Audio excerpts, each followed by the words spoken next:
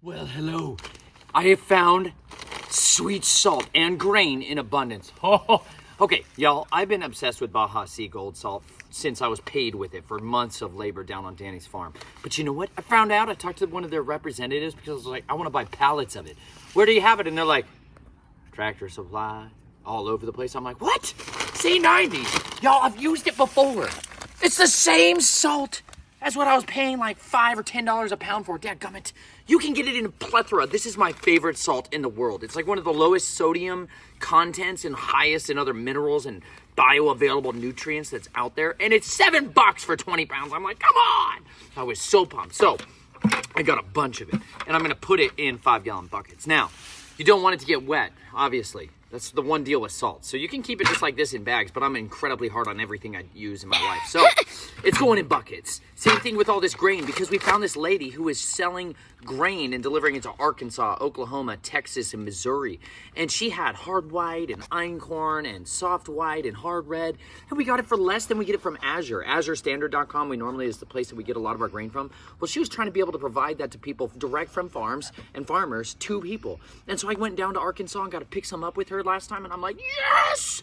So pumped. And it's called like Yaz Manna Grain Company. Yaz Manna Grain Company. I'll put a link down in below or whatever else. But she's got a big, massive amount of grain that she picks up and distributes out, and you should buy it from her. Awesome. If you're in that area, awesome. If not, if you're down in the Atlanta or East Coast side of the country, Sue Becker has distribution and drop points too, and breadbeckers.com is who we'd like to get it from when we're out on that side of the Mississippi. But when we get a bunch of our grain, we'll store it in 5-gallon buckets with oxygen absorbers, and we get those online bulk in a huge quantity. If you're gonna do a lot of grain, y'all, get your buckets, the cheap food grade buckets, the cheapest cost that you can get. And you can also use a can of carbon dioxide, which is like what is used at places that sell people liquid poison in the form of soda and fountain drinks.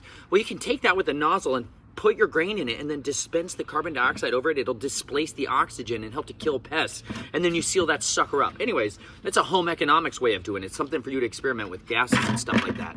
Keep it sideways, babe. There you go. Nice.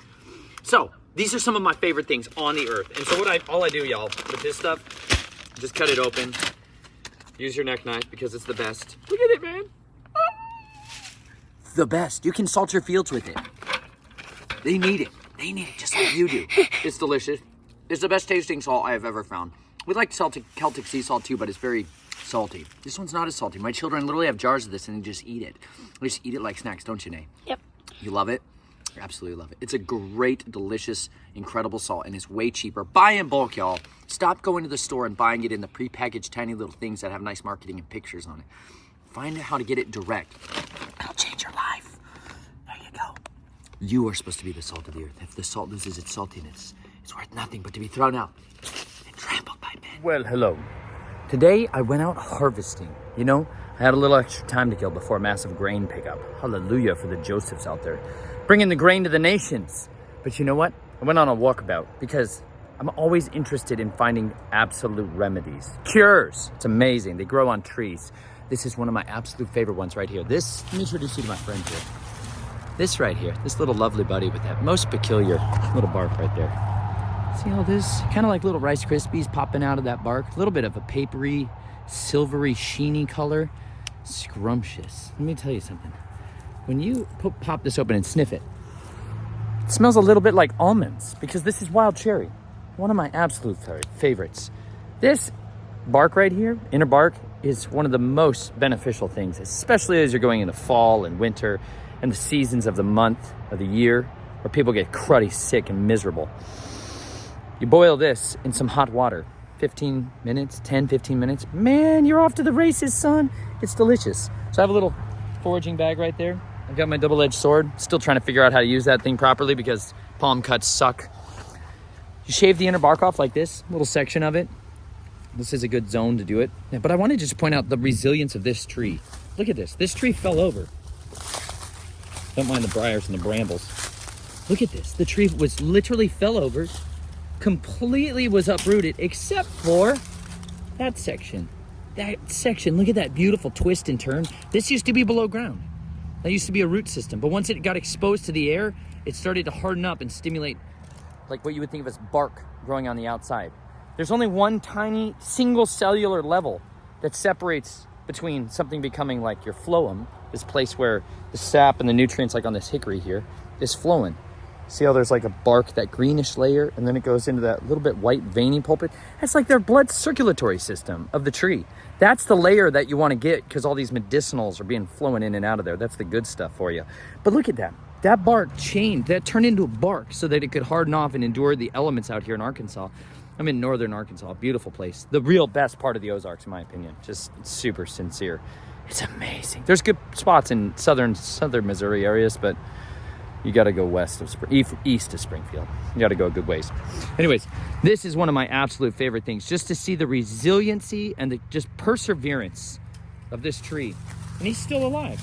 He fell over. The top of him broke off, the main trunk of him, but this was just one limb previously. And look at how he has endured, gone up, reaching out to grab that little pocket of sunlight that's available right here, because he's overcrowded by all these other hickories and oaks, and it's just awesome. I just love seeing resiliency in nature. This is what a lot of human souls look like. This is what a lot of people look like on the inside.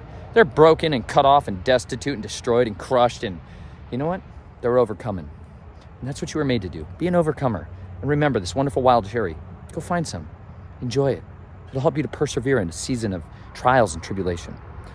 Faithfully endure till the end, y'all. It is an endurance race, and you were born to overcome. Here is another one that is absolutely awesome. Powerhouse of vitamin C, little micronutrients, minerals. These are rose hips, you know, and this thing has got savage thorns. Oh, multiflora rose, a lot of times what it's called. There's all kinds of little different species of it. I don't know each and every one of them, but you can pick these off, and these are fantastically good. Boil them up. You can graze on them. They're very sour, you know. They're scrumptious though, and they're nice because this is all the little fall treats. These are little fall snackage. It's my favorite time to forage, I'll be honest. The ticks are gone, even though it looks like I'm covered in ticks right here. Those are just little seeds that have the will to survive and overcome, and they're using me as a passenger to carry them into the wilds of lands far and beyond. Multiflora rose. An absolute nightmare to most farmers. Full disclosure, that was like the bane of my existence. But now I have a different use for it, because you know what? I'm not cultivating this land.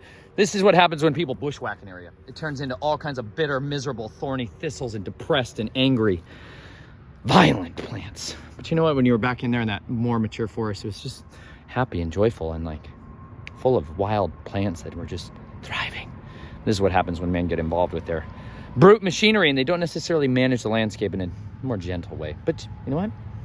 C'est la vie.